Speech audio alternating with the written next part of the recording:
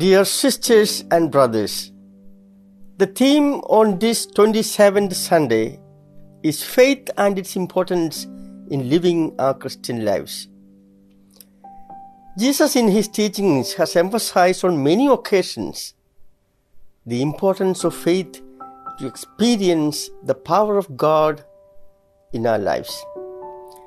Faith can make impossible things possible, like moving the mountains, and we receive God's blessings in proportion to our faith.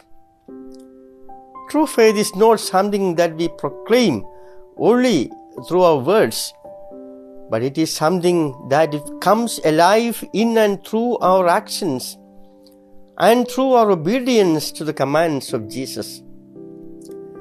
This active and living faith is essential for our spiritual growth, that is, growth in our relationship with God. It enables us to receive His power in our lives, to overcome life's challenges. In his instructions to Timothy, St. Paul says that faith is a believing, trusting, and loving relationship with Christ. Elsewhere, St. Paul also defined faith as the assurance of things hoped for. When Jesus demanded from his disciples unconditional and unlimited forgiveness to their offenders, the disciples asked Jesus for more faith so that they could meet these demands. Jesus uses the occasion to tell them about the power of faith. Jesus used the parables of the mustard seed and the parable of the good servant to help them understand the need for a strong faith. If you had faith like a grain of mustard seed, you could say to this mulberry tree, "Be uprooted and be planted in the sea," and it would obey you, says Jesus. Planting a tree in the sea sounds impossible and ridiculous to us.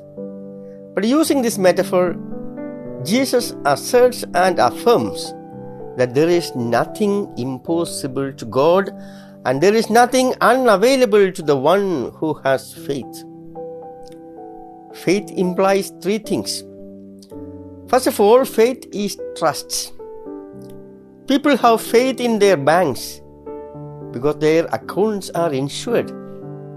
Similarly, we must put our trust in the authority of God and in the truth of His doctrines.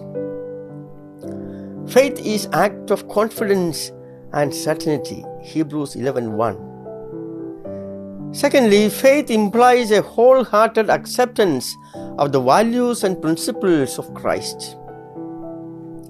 It is the acceptance of the concept about God taught by Jesus. Thirdly, my dear brothers and sisters, faith means a bond. It means a relationship with God.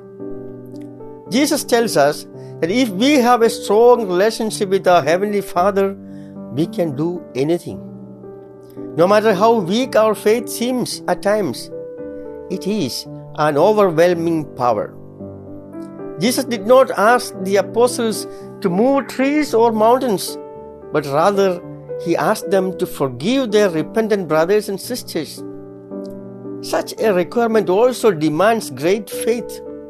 Whenever we hear about astounding stories of forgiveness, it points to such miraculous power of grace received through faith.